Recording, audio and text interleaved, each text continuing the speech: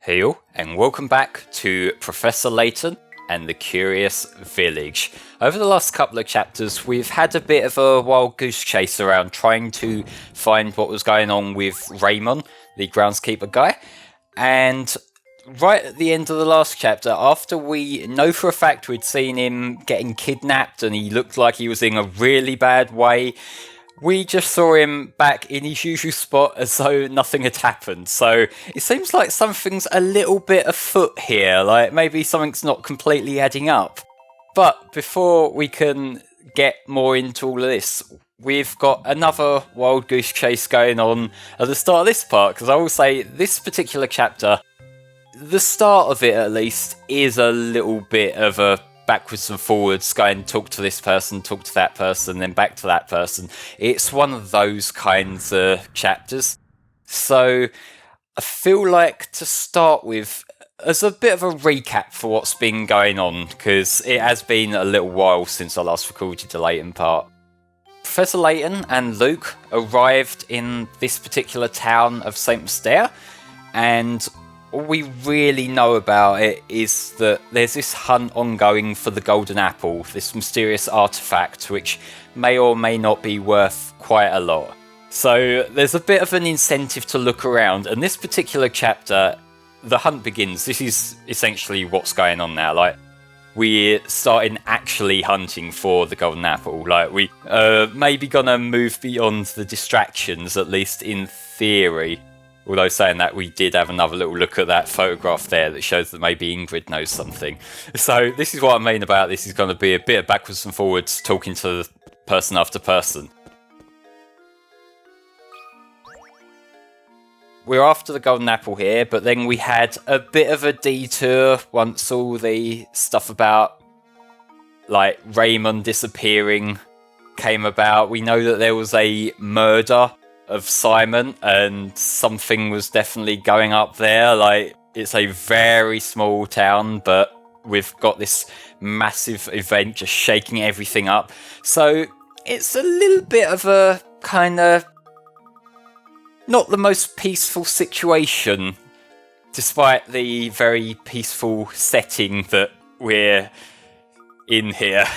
And I do love, like, I think I might have drawn attention to this before, but when we've got Layton and Ingrid talking to each other, because Ingrid is so much shorter than Layton, her entire body fits in the profile picture that she's got here, whereas Layton is partially off screen. It makes her look absolutely tiny, and Layton doesn't really help the case with that massive top hat, I will say that much.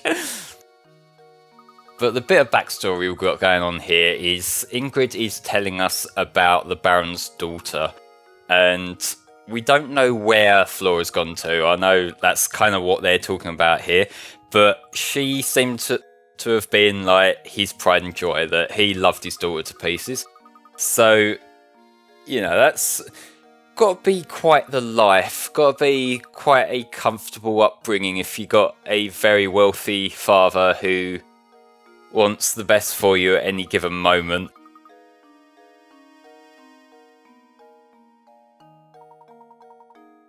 But it seems like the Baron's former wife is kind of the piece of the puzzle that we haven't really got much information on at this particular moment. Because what we do know about her, if you remember, is that apparently his new wife, Lady Dahlia, is the spitting image of his former wife who passed away.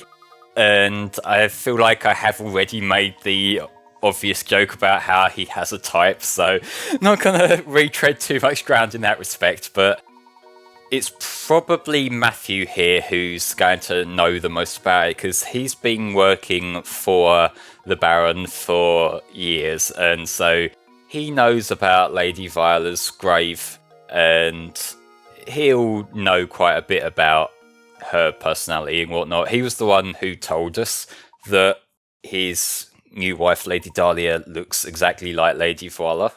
I think it's Voila. Like, I don't know whether they're trying to go for the fancier pronunciation of it or not. I think I'll go with Viola, because I feel like that's a more common pronunciation of that name, because it seems like it's similar to Violet, which is a more common name.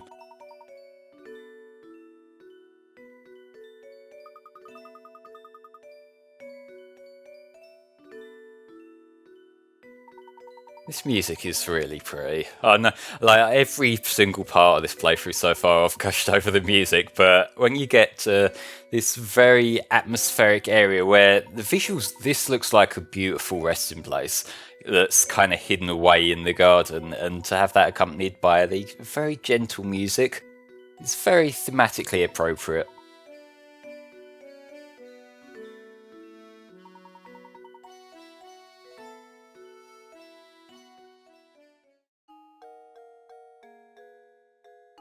And man, is this making me feel really glad to be back to Layton.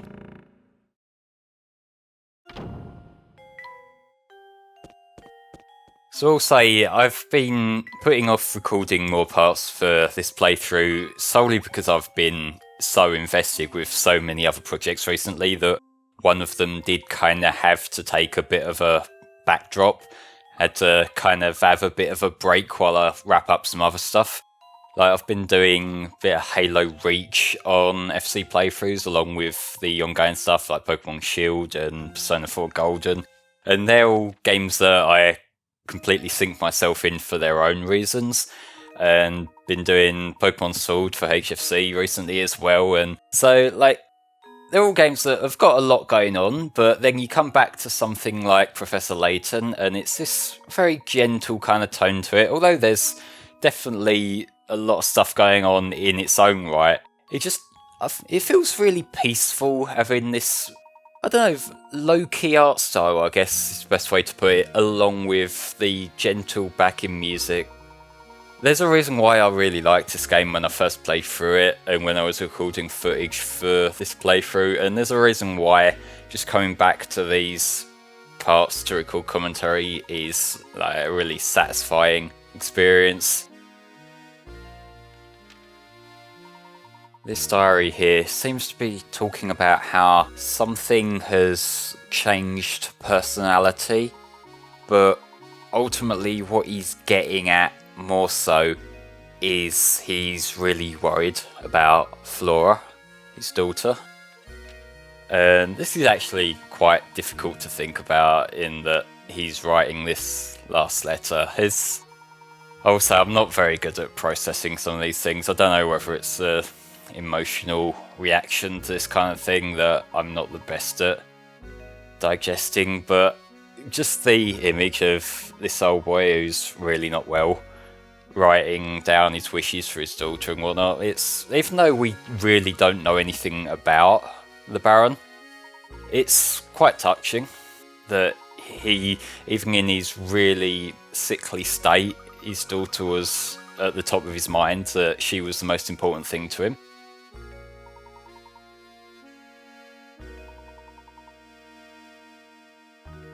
Any good investigation starts on the street, which is a perfect framing device for let's go around and talk to everyone and do some puzzles. But I'm cool with that. This game, or any game like this really, it doesn't have to have the most complex layout or game structure. Sometimes just being able to walk around and talk to people and get a feel for what's on everyone's mind, sometimes that really is all you need. And this game, I've said a lot about the atmosphere already, and I feel like I'm going to be repeating myself a lot, so I'll try not to do that. But it feels like that is a big share of what you'll take away from Professor Layton. Because every game's got its own things that it leaves you with, like the lasting impact. And for some games that's gameplay, for some games that might be a memorable art style or a memorable story. I feel like for this game it's very much lose yourself in this world, and even when you stop playing you're never really out of it. You still got that, you know, St. Mystere is this really nice place that I'm glad we got to spend time with in this game. And that does stay with me. It's one of the more memorable video game villages that I can think of the top of my head.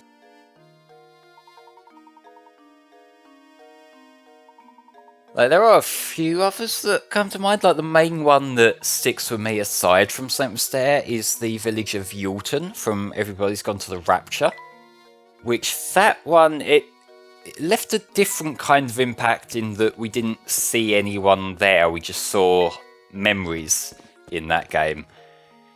But still, like, I'm a sucker for the quiet little villages, for the peaceful countryside areas, so that's why that kind of thing is just right up my alley. But here we have a puzzle, odd equations. So, if 8 minus 6 is 2, and somehow 8 plus 6 is 2, then what's 7 plus 6? And this one I did actually get by myself without any hints, and I'm proud of this because the answer is 1. And what's going on here is that this is in terms of hours on a clock. So if 8 plus 6 is 2, what that actually means is it's 14, but it'd be 2 on a 12-hour clock.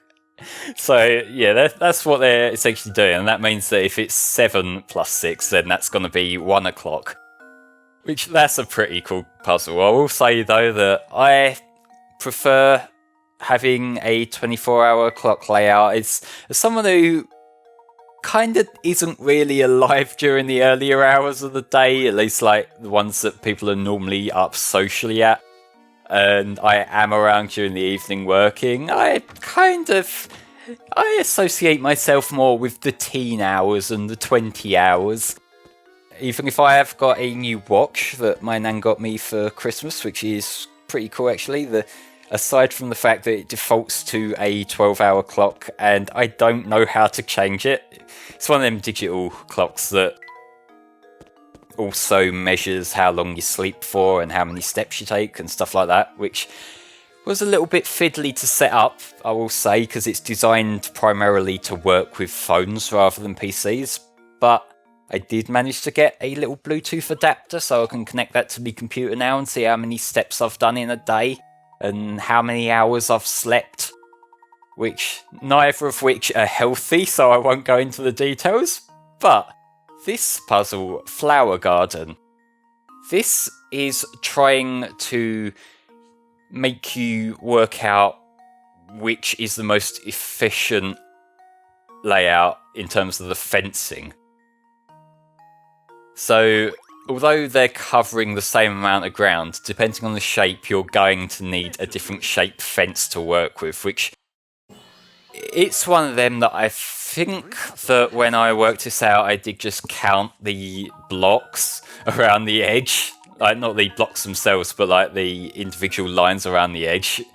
So what we know there is D is the most expensive one because it's longer. It has more sides that sort of turn into itself. Although, like, C looks like it's quite complex as well, but that's a little bit of a red herring.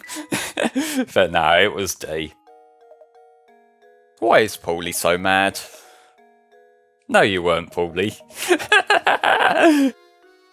Paulie seems like he is absolutely that guy who would watch one of the game shows on TV and would answer all the questions after the guy on there does, and then would go, yeah, I knew that.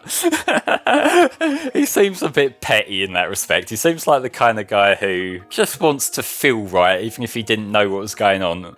Or he's just got an anger problem, one of the two, I don't know. What's Adria got for us? Which job? Oh, this is a maths one, so as you can probably figure out from the way I've talked about maths ones in the past, this is one that I had a random guess at. Because there is a way to work this out, obviously, if you do the maths there, but my brain ain't wired for that. At least not in the perspective of just wanting to sit down and play a game and figure something out. Yeah, it is Company B.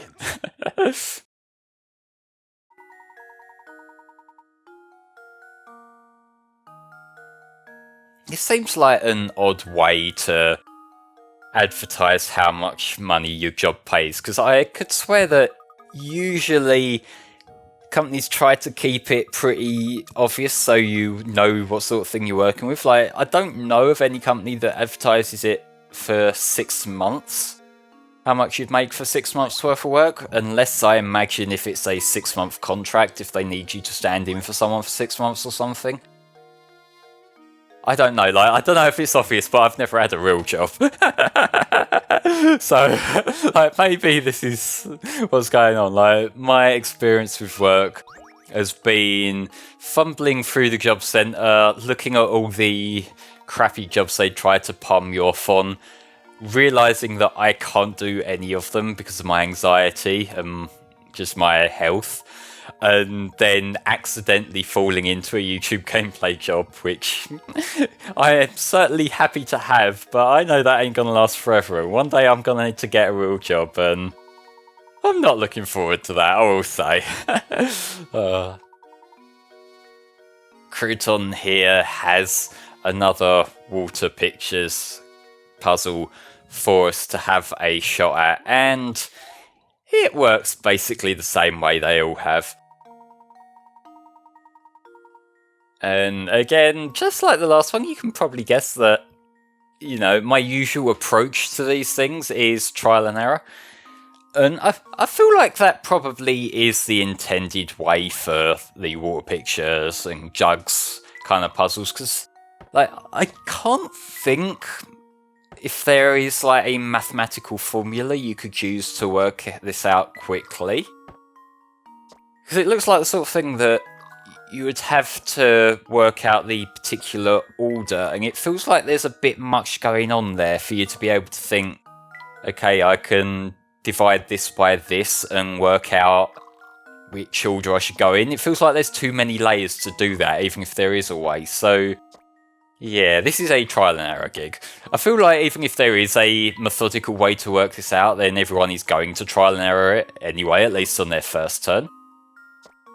And then if you're the kind of person who's looking for a quicker way to do it, you'd probably trial and error and then remember what works and what doesn't and try to optimize it accordingly, rather than try to work out a method to the madness, I guess.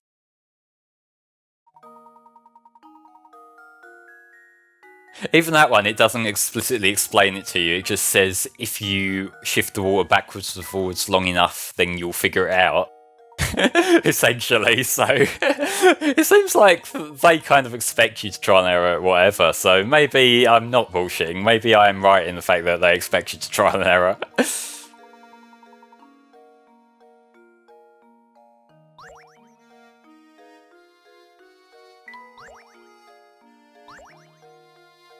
And I've just glanced down at my notes and remembered what puzzle is coming up here, because Crouton has another puzzle for us, and this one is not a jug puzzle. This one kind of is its own thing, and it's quite a common kind of puzzle, at least I believe, because I've definitely seen puzzles like it before.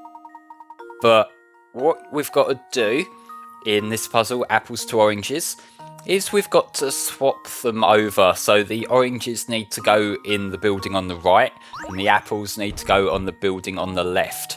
And it's kind of a game of, like, feeding them through from one to the next using the layout that the game gives us.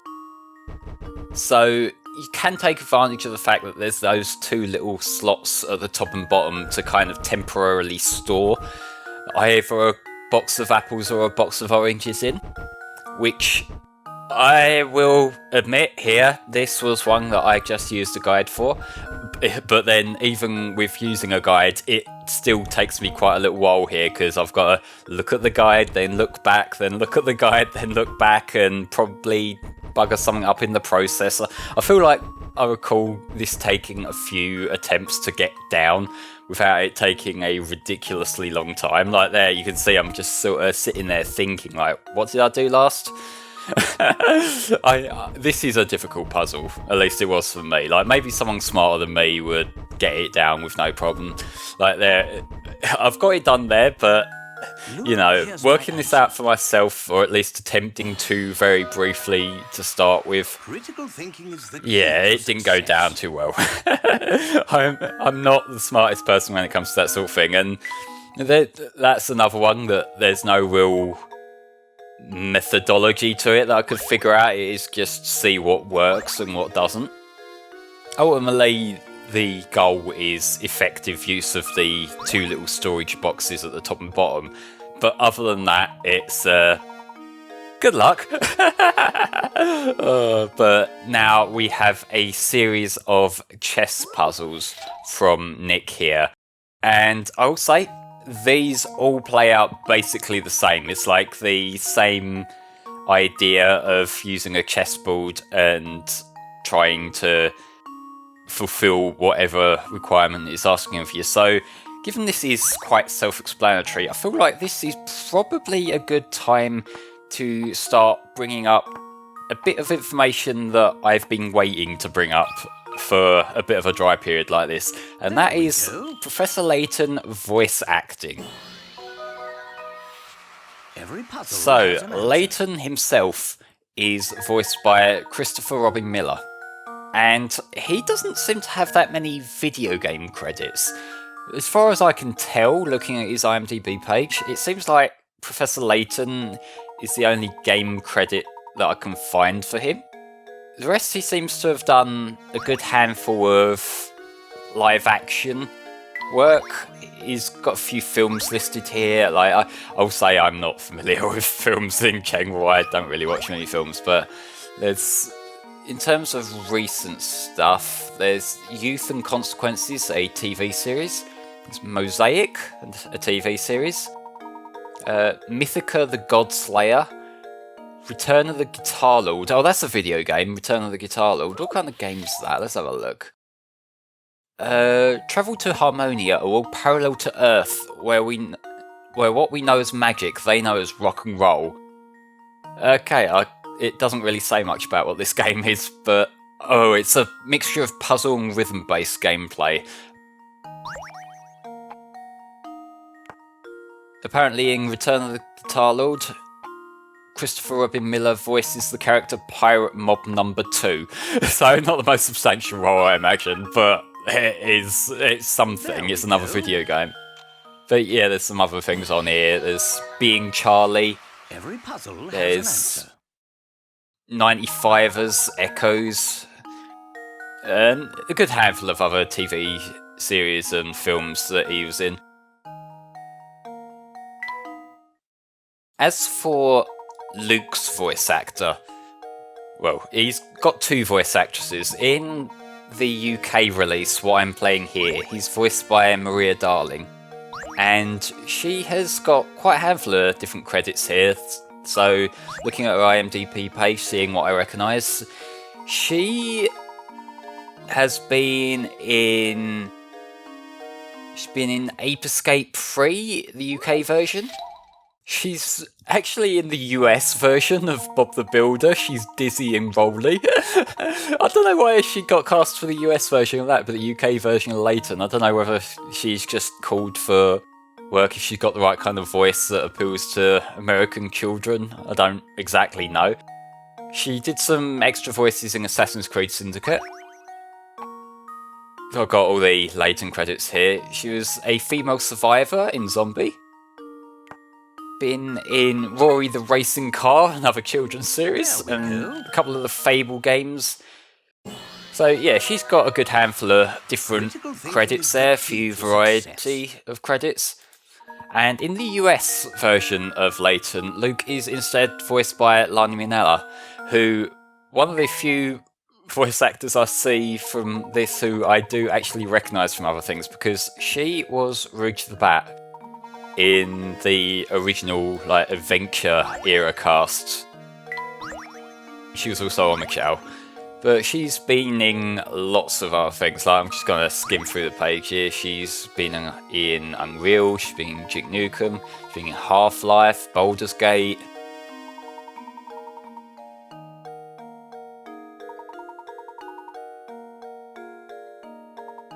Been in Diablo 2, Airblade, Hacksign, Warcraft. She's been in basically everything. I'm just scrolling, this IMDb page is huge. She's got pretty impressive CV work here. She's in Devil May Cry 4, she's been in Soul Calibur 4, she's been in Golden Axe Beast Rider, she's Pit, Lucas and Lynn in Smash. Yeah, she's got quite a bit of background. She's even like Boom Boom in the more recent Mario games. Boom Boom and Pom Pom. So yeah, she's got quite a lot of different roles going on here, and you know, that's actually impressive. Like, the reason why I've heard of her is because most of her work here seems to be video games rather than TV shows or films, so I'm more likely to be familiar with that compared to like Christopher Robin Miller, who's mainly done live action TV shows. But the voices aren't the only differences between the US and the UK versions. A bigger element, really, and one that I feel's had quite an impact on how Professor Layton did while it was like in the DS era and really active, is how these games have been marketed, particularly Curious Village in itself. Because Professor Layton and the Curious Village in the US, and I believe also in Japan, they put the characters front and centre. On the box art, you see Layton and Luke, and they're your draw toward it. Whereas the UK release actually took a very, very different approach. I've got my copy of the game in front of me now that I'm just looking at, and what they've essentially done, for anyone who hasn't seen this, is they've put the puzzles at the front. So it's literally just a black background with a picture of Layton's top hat in the middle, and the tagline on it is "Solve brain teasers and riddles to crack the case," like at the centre at the bottom. So that's what you will see. Here's my answer. And I understand why that was successful. I feel like that probably worked a lot better in the era that this game came out, because this is quite reminiscent of the other games that were popular at the time, your brain training, your more casual friendly games. And yeah, that puzzle that we just went past, letters and numbers, what it was getting you to look at was the number of sections that were touching the particular segments. But yeah, in terms of marketing it like that, I feel like that was a kind of genius move on the part of the UK marketing team. Because you gotta remember, in the early days of the DS, this was around the time when Nintendo were starting to push for more casual marketing approaches. So the stuff that was popular, it was starting to draw in that audience that weren't quite as invested in video games, and I feel like the US marketing probably wouldn't have got those people's attention. These people at the time weren't necessarily invested in games as a story mechanism, like as a tool to deliver a story. They more wanted something that they can play in short bursts, and a brain teaser game is a perfect example of what they might be after. And in a way, that Professor Layton is a good kind of gateway for people to get into video games if they've previously been a more casual gamer. Because it has that appeal of you can just play this in short bursts. There's plenty of fun brain teasers to sit and think about that you can play at your own pace. But it also has elements more akin to traditional games. Because the Layton overworld is very accessible, but it's also reminiscent of more traditional adventure games. Like, this is somewhat akin to a point-and-click layout. I know it's not really pointing and clicking, given it's on the DS touchscreen, so it's more like tapping. But I don't really feel like tap games have the same appeal as like point-and-click games, unless it's like that thing that Yuji Naka was working on, that Let's Tap future tapping game, which I'd still kind of want to play at some point. It does look interesting. But yeah, it's like a good way to transition people into playing it. And I kind of feel like now with the Switch being popular among casuals again. I haven't looked up how well the most recent Layton game that got ported over to the Switch has done, but I feel like it could, if it's pushed enough, it could be a bit of a renaissance for that kind of thing. Yeah, that's another sweets puzzle. Like the way it's showing on there, it looks like they just added all their sweets together and then gave it to the cat. I don't think cats are meant to have sweets like that. Oh god, but that first guy on the left there, how can he even see? Like, his cap was covering his fucking eyes. Oh, poor bastard. But yeah, I feel like Layton's kind of a unique case in the fact that it has that catch-all approach. And like, there are some other games that are trying to do a similar kind of thing. Like, I feel like Pokemon's been trying to do a similar thing in recent years, with Pokemon Go being incredibly successful, and then they brought out Let's Go, which seemed like it was trying to draw the people who got into Pokemon through Pokemon Go on the phones into playing more mainstream Pokemon games. I feel like it's a mixed success, because I don't know how many people did move over from that, and I know that that game did get kind of a mixed reception from long-term Pokemon fans. I was one of those people. I liked it, but it's by no means one of the best Pokemon games. And here's the pony. This guy seemed like, we saw him in the last part as well, but he doesn't seem to have much useful information to tell us, unfortunately. But this is going back to what I said at the beginning of this chapter, is a bit go talk to people, find things. I feel like that element of this game might be a bit off-putting to people who have previously only been interested in more casual games, because it's the sort of thing where you've got to look around beyond just here's a puzzle, answer it. Although, I don't know, it's very hard to predict how things could have gone differently had they not taken this approach. Because I mentioned in the last part that this game was built on top of the original concept of being an adaptation of a puzzle book. And I feel like, had it just been that very by-the-numbers puzzle book adaptation, the first game would have been possibly more successful, but I feel like it wouldn't have taken off as a series as much, because, like, it feels very much like a come for the puzzle, stay for the plot kind of appeal that Layton has going on. Well, stay for the plot and stay for the characters, because the characters in themselves, they've become quite iconic. Like, if you follow Nintendo stuff at all, although they're not mainline mascots, they're never going to be as big as like Mario or Link. But you're probably going to know who Luke and Professor Layton are. Even if you don't know their names, you probably recognise their designs. But this puzzle here, find the pentagons.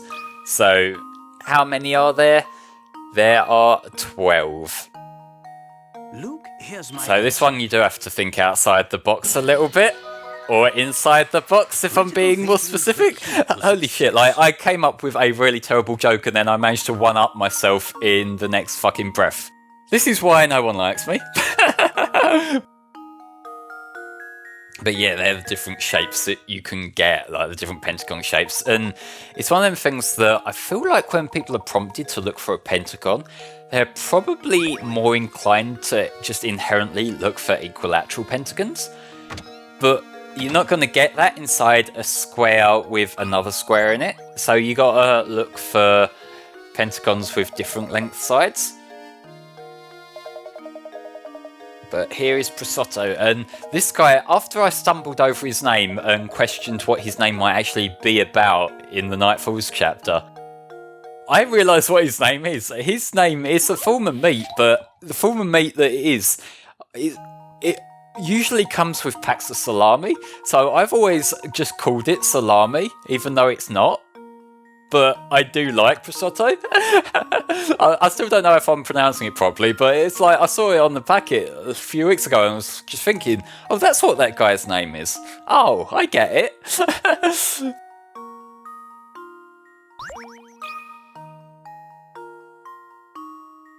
But this puzzle 69, nice. It's a puzzle about working out how many times you'd need to break up a 30-piece chocolate bar in order to get all the pieces separate, and it's 29. You need to break every piece off individually. You can't try and do any clever trickery. It specifically forbids you from putting 2 layers of chocolate on top of each other to kind of whittle down the number, so it is just break them off one at a time. Obviously, given the final piece you break will give you 2 individual ones, so it's not the full 30, it's 29. But that's a puzzle that appeals to my sweet tooth, so I definitely appreciate seeing that show up. This game is just feeding my love of certain foods, though, although I would not recommend having prosciutto and chocolate together. That doesn't sound like the most appealing combination, I've gotta say. So what's this on the ground then? It does seem a bit suspicious that sometimes you just see sheets of paper with relevant lore and backstory on them. It's the sort of thing that's very convenient, isn't it? But this here, the boss complimented my most recent model. It seems like someone's been building something here, and yeah, that's something that maybe we should keep in mind. Because this seems like a random scrap of paper that could potentially just be background information or something, but it might be relevant. Models to fit every situation. You can have this device in every household, in every business. It'll be fine. It'll be great.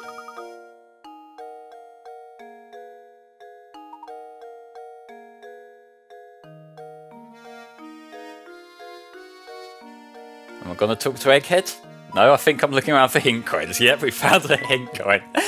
So yeah, I will say, usually I like to get a full game recorded ahead of time when I'm doing commentary. In fact, I think the only time I haven't was with the Shovel Knight, Shovel of Hope playthrough. Which means that I'm not going to run out of footage when I'm working on stuff, but it also means sometimes during these slower sections, I can't remember what the hell I was thinking at that point in the game. I might have been looking around for something, I might not have been. But what's going on here? I feel like we're being watched.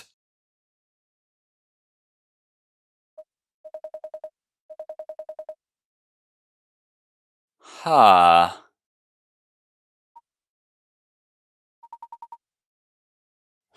Does he look like that guy waiting over there, by any chance? Just a hunch that it might be him. Oh yes, it's the worst. I think this is the guy with the sausage puzzles.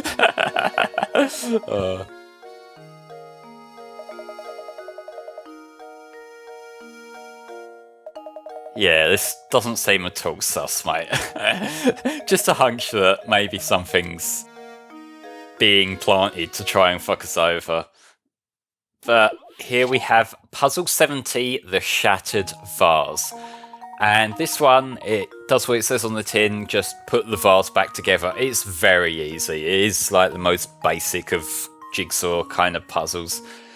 The fact that you got the silhouette there in the background makes everything so much easier. I feel like it might be a little bit more confusing if you had to arrange the shape for yourself, but that might also get a little bit fiddly, especially given you're doing it on the tiny little DS screen. And the fact that they give you the fake out piece as well that could throw you off. Though saying that could be a part that's supposed to fitting around the back. We were just looking at it at a 2D plane. We can't see whether the back of the vase is alright, whether the back is cracked up as well. Although saying that would make it even more confusing if you had to rotate the Z-axis while you're putting together a jigsaw thing on the tiny little DS touchscreen. I don't want to even think about how they could have integrated that with the DS's controls. Sounds like it would have been a little bit of a nightmare, I've gotta say. Mate, you could stop making meat puns any second now.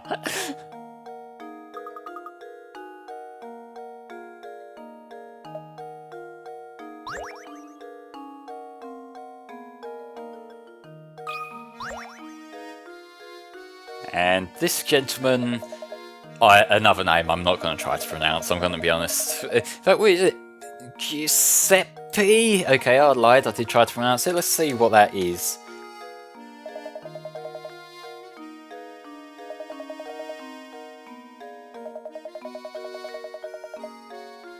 Okay, I'm just seeing an Italian fashion designer.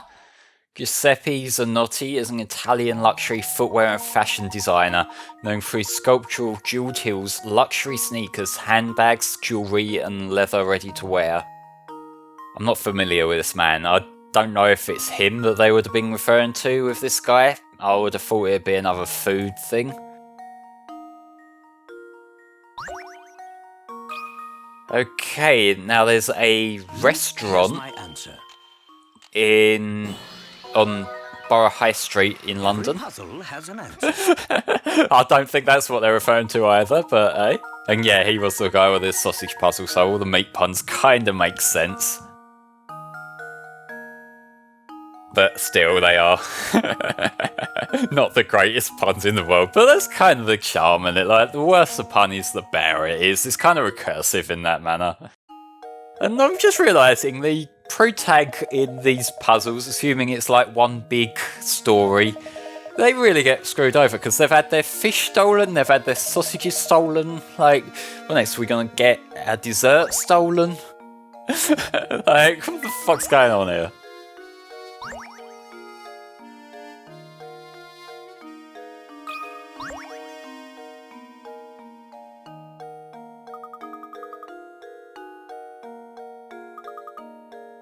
What kind of lout just throws rubbish on the floor? I am loving this dialogue. It's something that I do genuinely appreciate. I've been getting it from Pokemon Sword and Shield as well, in that I like seeing these like little bits of English slang just slipping into dialogue in games that are meant to be in England. And sometimes when Yanks are writing these, when they're translating it, it doesn't always work out. Like, some of the things that, you know, Sword and Shield bring in seem a little bit exaggerated, but still. Here's Chelmy celebrating with his favourite treat, which is his wife's cakes. And he actually looked happy in that picture. We haven't seen him happy all game. He seems to just have a fucking chip on his shoulder about Layton every time we've spoken to him. Maybe that's like a...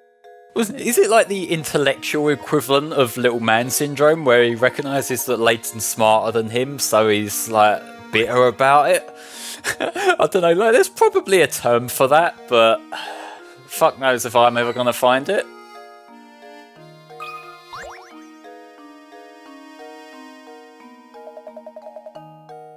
And here's Archibald. I wonder if his name means anything. I'm gonna look this up too.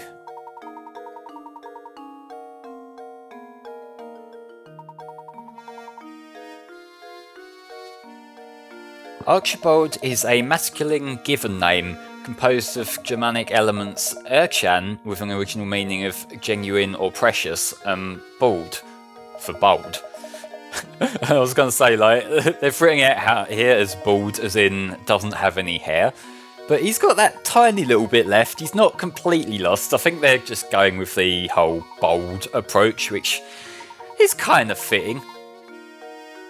I guess, like, he's the one who seems to have information about the Baron. He's someone who seems to have a bit of a history with the Baron, so maybe he's going to be a useful ally in our quest in looking for the Golden Apple. And we are going to spend a bit of time with this gentleman here, because he is going to have information that we're very much interested in. He's just managed to let us know about the Baron's desk that he currently has ownership of. So I feel like that's probably something that's worth poking around at.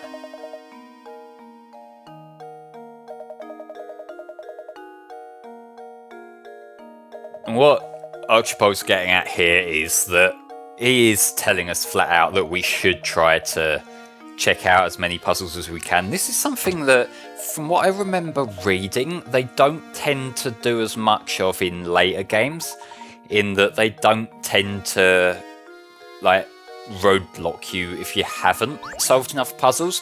I might be wrong on that, but I seem to recall that being one of the criticisms that I read about this game, in that there's certain areas where if you want to move on to the next part, you have to have seen, like, you have to have completed enough puzzles for them to let you through.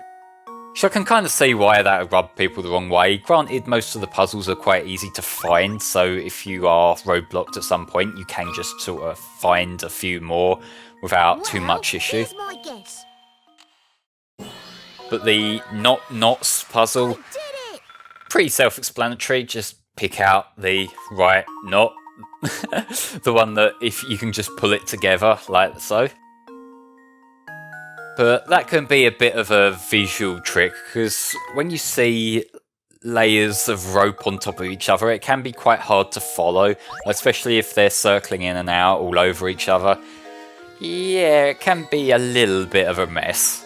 So what I'm saying is, if you've got rope stored anywhere, keep it tidy, for the love of God. Like, not everyone is like a fucking like scout camper who's like an expert in every kind of knot. There's our little dog Fondue just finding what I think's meant to be a hint coin. Yep, just in that little tray there. This guy left quite a lot of hint coins just laying on his desk there. Like, wouldn't they come in handy for him at some point? Although saying that, he is dead, so he's probably not going to get much use from him these days. I'm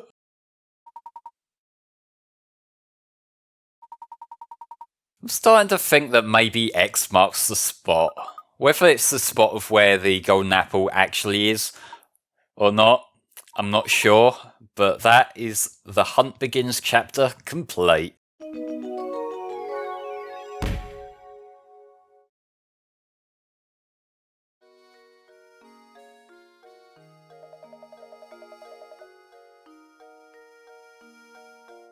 What does Beatrice want, I wonder?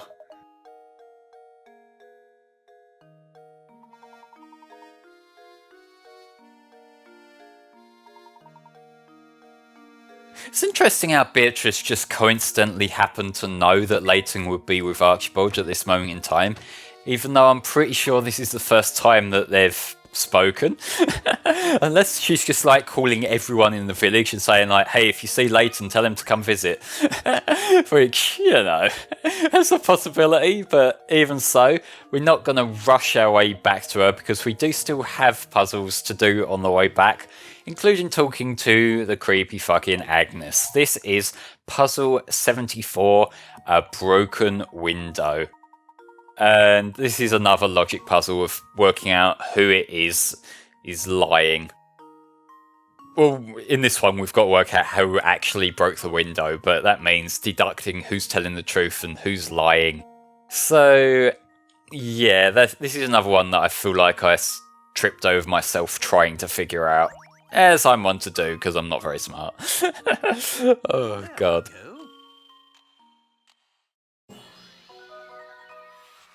Every puzzle has an answer.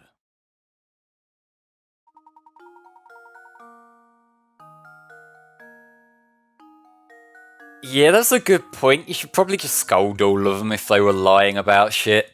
You know, no one likes a fucking liar, and it's one of them things that, you know, it's one thing to be responsible for a misdemeanor, like as a kid and whatnot, but if you're covering for someone, then you're just as bad. I feel like a fucking school teacher now. Like, am I that much of a fucking boomer that I'm trying to lecture kids on what's right and wrong? What was that? She just said the gaping mallow of fate. What the fuck is that meant to mean? But here is puzzle 75, the wire cube. We need to try and make a cube shape out of the fewest pieces of metal wire that we possibly can. So we can bend the wire, we can twist it to however we need it to. So yeah, it is just working out how many pieces we need, and that is 4. And that was the weirdest 4 shape I ever could have written, but I wanted to do it in one hand motion so it didn't confuse the little DS input thingy. Critical thinking is the key to success. Although saying that, my handwriting in general is a little bit of a mess anyway. Like, that's the thing, like, my handwriting used to be okay when I was in school and I was writing notes on things every day. But nowadays, like, the only times I really write things down are writing myself notes. And if I'm just writing myself notes, then it's not really that important. If it's a bit scrappy, like, my handwriting is entirely legible, but it's also not the prettiest. And I also grew up in the time in schools where like they were kind of transitioning into teaching cursive, like doing that thing where you start a letter with the imaginary joining line, like that a phantom letter beforehand would join it onto. And some teachers would teach you to do that, and some teachers wouldn't. So my handwriting's sort of a mix and match of like a more traditional handwriting style and cursive writing, and I like to think it's okay, but I'm just looking at my notes I wrote, including my note here just saying the word Layton, so I remembered to like get this final bit of recording prep today, and yeah, it's not the prettiest. So what Beatrice has going on here is that one of her clients, one of the people who was staying in her hotel, they've made a bit of a mess and then fucked off without paying. So they're a bit of a prick, and like, Jesus Christ, look at the state of this. Like, I will say I'm really not a tidy person. My room has games everywhere and that, but one of my pet hates is when there's like packets of things, like there's crisp packets, or there's like a dirty spoon, there's a dirty glass. I don't like that at all. That's the sort of thing where it starts to bug me. So yeah, they've not left me with the best impression here, and this guy, I feel like he's got the same sort of suspicious vibe coming from him as the gentleman who was watching us collect a vase earlier had. Like, maybe there's a bit of a correlation there? Possibly? By which I mean, yes, there is. I can't play dumb. Like, there's obviously a correlation. The fact that they introduce this character twice in succession, he's clearly something kind of important here. But as per the norm, even though we've got our mission to go and look for the golden apple, we're being dragged into it. And yeah, Luke's just addressing this here. Like, we've got our task that we set out to do, but as I said beforehand, if you want something done, you ask a busy person, and we are that busy person, for better or worse. So this is going to be another bit of a roadblock before we can get back to possibly seeking the legendary golden apple.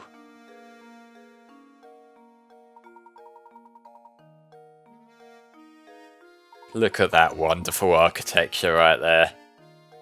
I trust every brick in that tower not to fall over. Absolutely. But, ladies and gentlemen, join me next time where I'll be back with Chapter 6 of Professor Layton and the Curious Village. See you all then.